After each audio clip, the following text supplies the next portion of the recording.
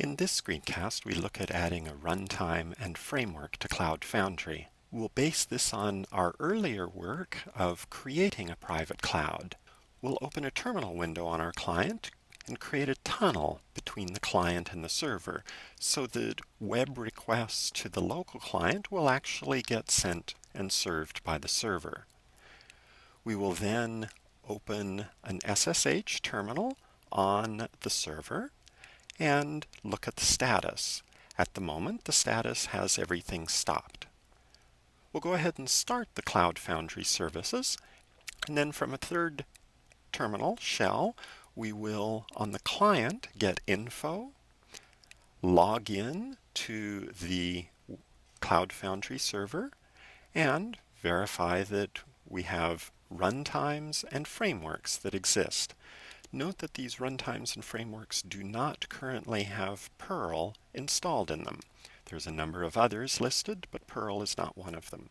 Our project is going to be to add Perl as a runtime and framework.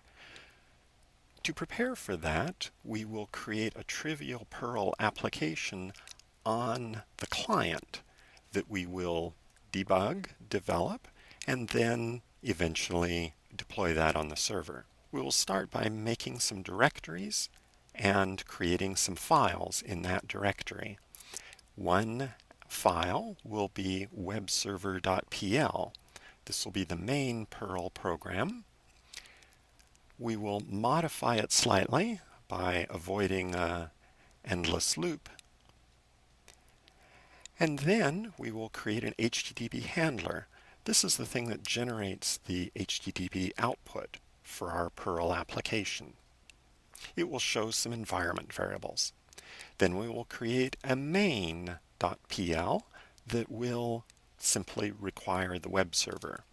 This main.pl is a special program that will be recognized by the Cloud Foundry tools as designating this as a Perl application. Then we can run the Perl application and go to a web browser, enter our localhost address on which this application is listening, port 8888, and see that we get a hello from our web application.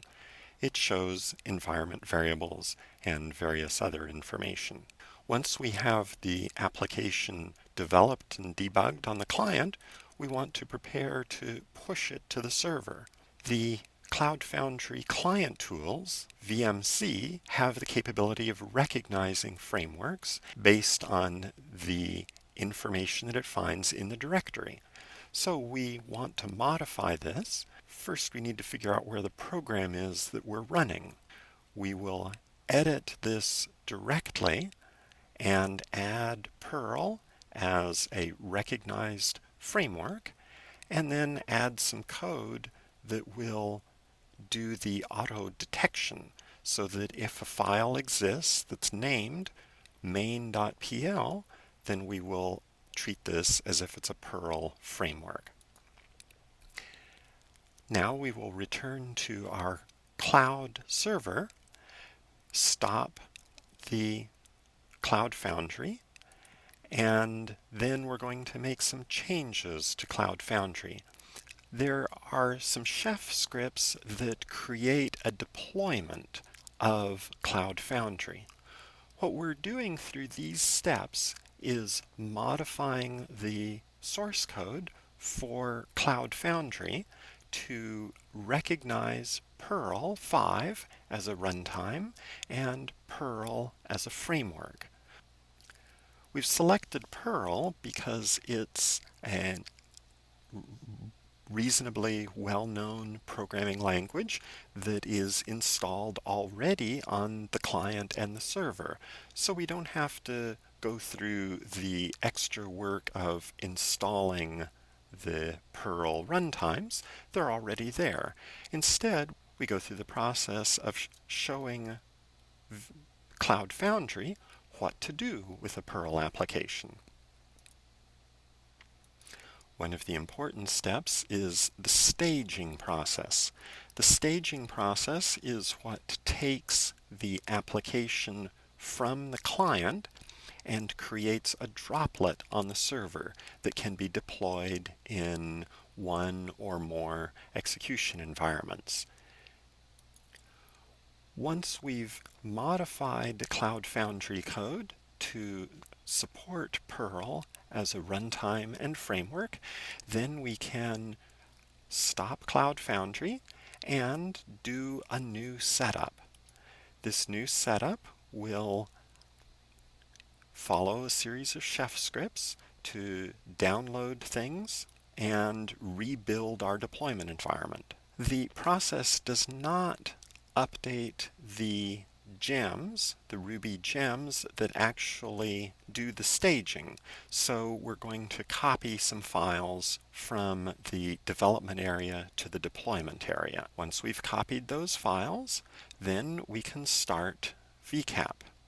When VCAP starts, we can go back to the client and ask for a list of runtimes. We see that Perl is now present. We ask for a list of frameworks and see Perl there as well.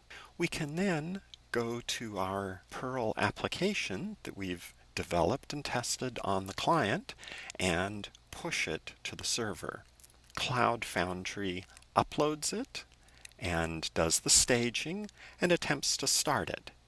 Here we're told that the application failed to start, but we will find that that's simply a timing issue of it didn't start fast enough. If we actually look for a list of apps, we see that there are 2 instances running.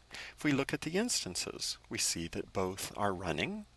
There's no logs or other information to suggest there's a problem. So we can go to a web browser, enter in the application name and vcap.me, and see that the application is running. We have one instance running on one port, and if we refresh, we see that there's another instance of the same application running on another port.